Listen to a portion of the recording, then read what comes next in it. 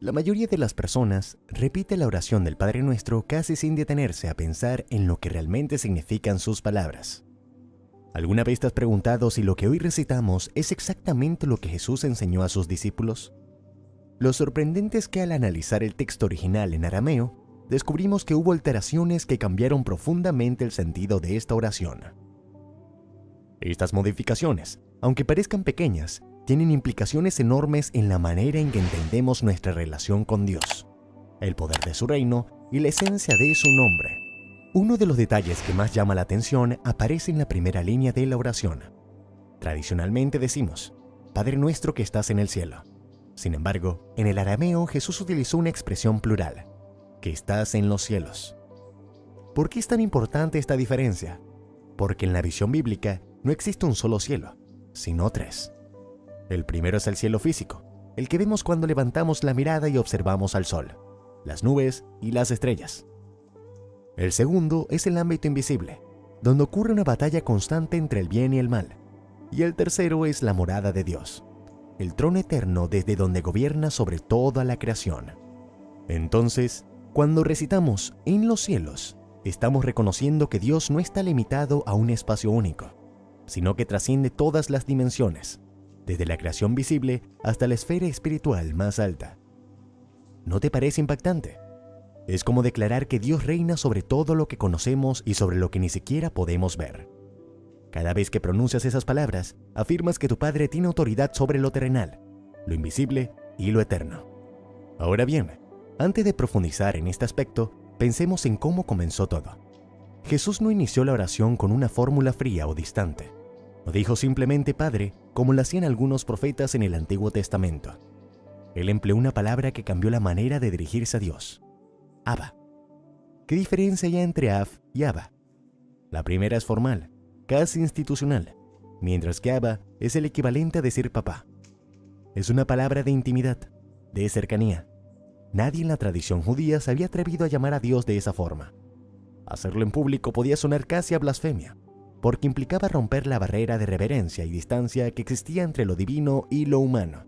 Imagina a los discípulos escuchando a Jesús orar en Getsemaní. Abba, papá, todo es posible para ti.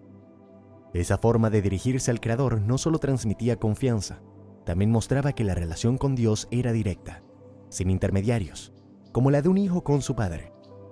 ¿Has pensado alguna vez lo que significa que tú también puedes hablarle con esa cercanía? No como un siervo que teme a su amo, sino como un heredero que ya pertenece a su familia. El impacto fue tan grande que los primeros cristianos empezaron a llamarse hermanos, aunque fueran de clases sociales distintas. Un esclavo podría orar junto a su amo diciendo Abba nuestro. Eso escandalizaba al Imperio Romano porque desafiaba las jerarquías establecidas. De repente, todos eran iguales ante Dios. Todos compartían una misma identidad y familia espiritual.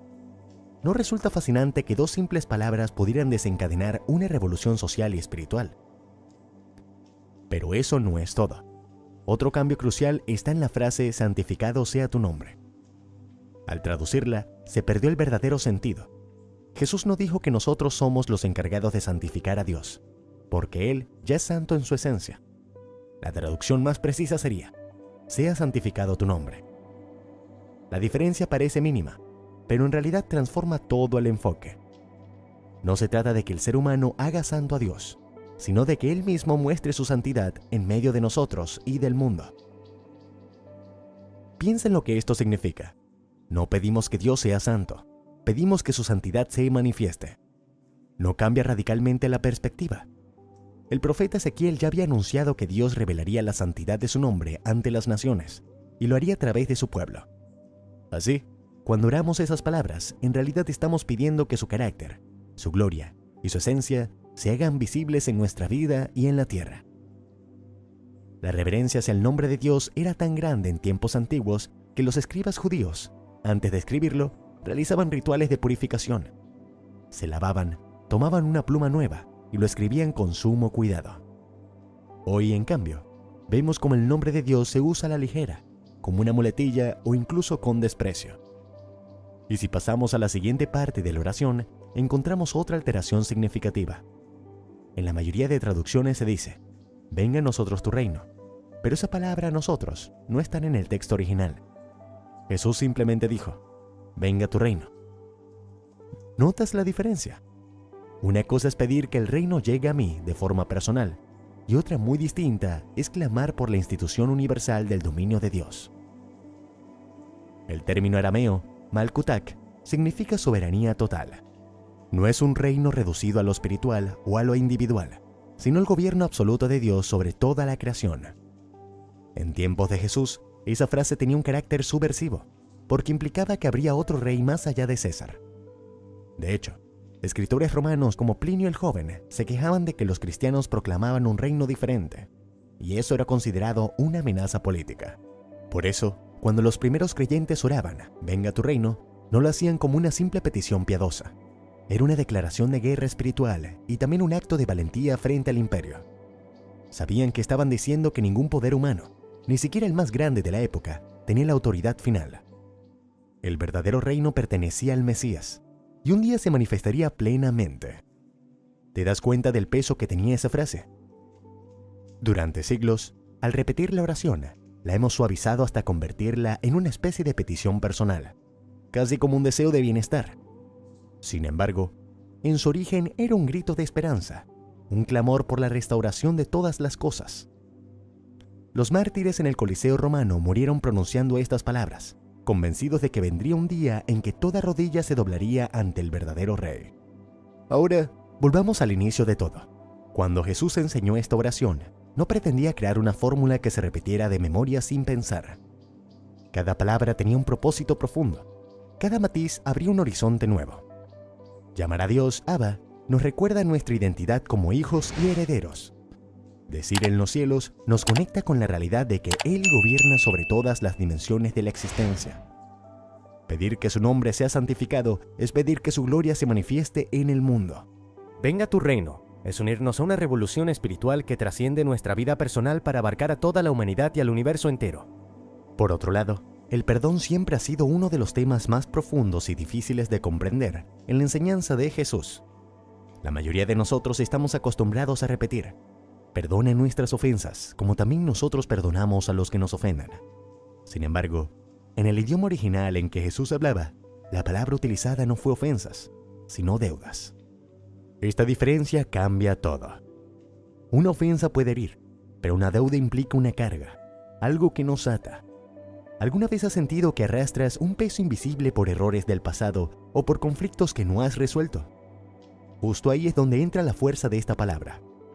Cuando Jesús enseña a pedir a Dios que nos libere de nuestras deudas, está revelando que el perdón no es simplemente un gesto emocional, sino una verdadera cancelación de cadenas espirituales que atan al corazón.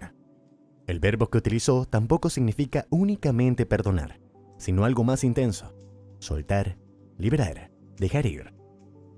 ¿Te has dado cuenta de cómo el rencor puede convertirse en una prisión personal? Guardar resentimiento nos ata a quienes nos hicieron daño y nos convierte en carceleros de nosotros mismos. Por eso, cuando Jesús nos pide que liberemos a otros de sus deudas, también nos está mostrando el camino para ser libres nosotros mismos. Esa es la razón por la que su enseñanza tan directa. La manera en que perdonamos a los demás está conectada con el perdón que recibimos de Dios. La pregunta es inevitable. ¿Qué pasaría si entendiéramos el perdón como una liberación total, más que como un simple olvido de errores? Este vínculo entre el perdón divino y el humano no es arbitrario. Jesús mismo lo ilustró con la parábola del siervo, que debía una deuda imposible de pagar y fue perdonado por su rey, pero luego se negó a perdonar una deuda pequeña a su compañero. El resultado fue claro. Aquel que recibió misericordia y no supo darla, terminó atrapado por la misma cadena que no quiso soltar. El mensaje es simple pero contundente. No se trata de una recomendación, sino de una condición espiritual. Liberar a otros es abrir la puerta a nuestra propia libertad. Ahora, retrocedamos a otro punto crucial de la oración.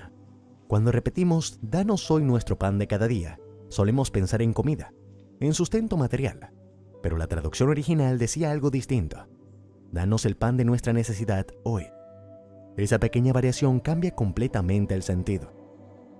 Jesús no invitaba a pedir en automático, sino a confiar en la provisión divina de cada jornada. El énfasis no está en tener asegurado todo el mes, sino en depender de Dios en este mismo día. ¿No es interesante que nos obliga a volver cada 24 horas con la misma confianza?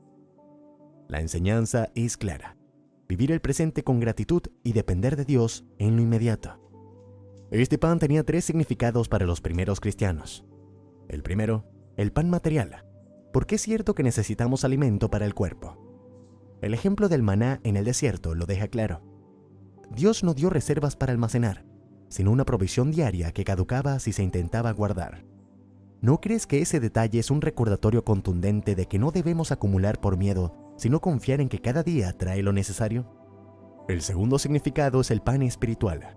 Jesús mismo se identificó como el pan de la vida. Al pedir el pan de nuestra necesidad, no solo hablamos de comida física, sino de recibir su presencia, su enseñanza y su guía.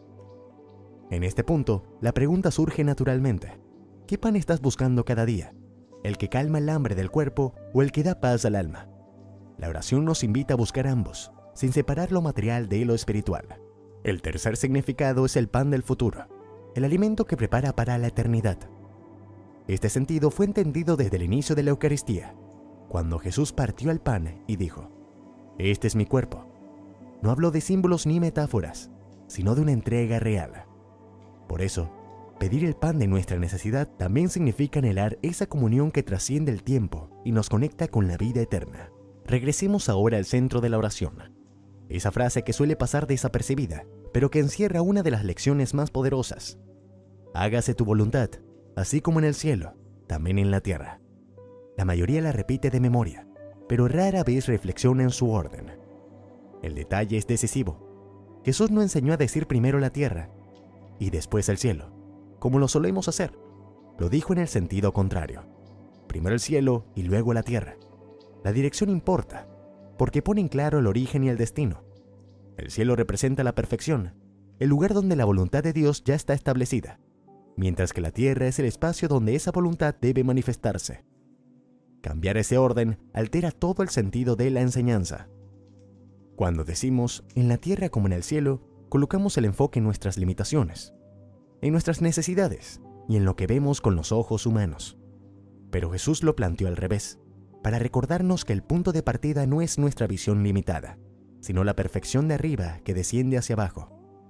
¿No es revelador pensar que la oración nos enseña a alinear la realidad terrenal con la celeste y no lo contrario? Aceptar la voluntad de Dios no es un acto fácil.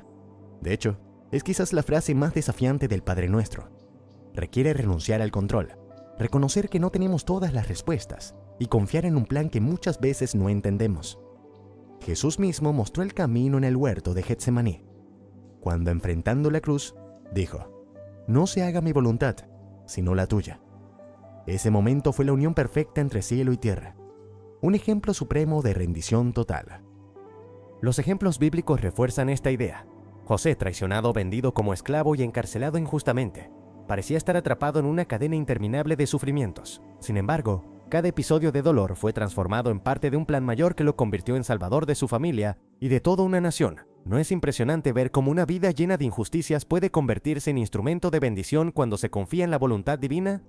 También lo vemos en el apóstol Pablo, golpeado y encarcelado repetidamente. Desde una celda fría en Roma, podría haber caído en la desesperación, pero eligió rendirse a Dios. En lugar de quejarse, escribió cartas que hasta hoy edifican a millones de creyentes. Su prisión se convirtió en plataforma de libertad para generaciones enteras. Esto muestra que la frase «hágase tu voluntad» no es pasividad, sino la decisión activa de confiar incluso en medio del dolor. Cuando alguien logra orar de verdad estas palabras, su vida se transforma. Por eso los primeros discípulos podían cantar en las cárceles o enfrentar la muerte con serenidad. Habían descubierto el secreto. Cuando tu voluntad se alinea con la de Dios, los problemas del mundo pierden su poder. Esta enseñanza no es teoría, es práctica. Se trata de confiar cada día, pedir el pan necesario, liberar deudas y aprender a ver la vida desde el cielo hacia la tierra. Recordemos que cada palabra en la oración que Jesús enseñó está llena de poder y propósito, invitándonos a vivir con fe, perdón y confianza en Dios. Si este contenido te gustó, no olvides darle like, suscribirte, activar la campanita y dejar tu comentario. Acompáñanos en el próximo video para seguir aprendiendo juntos.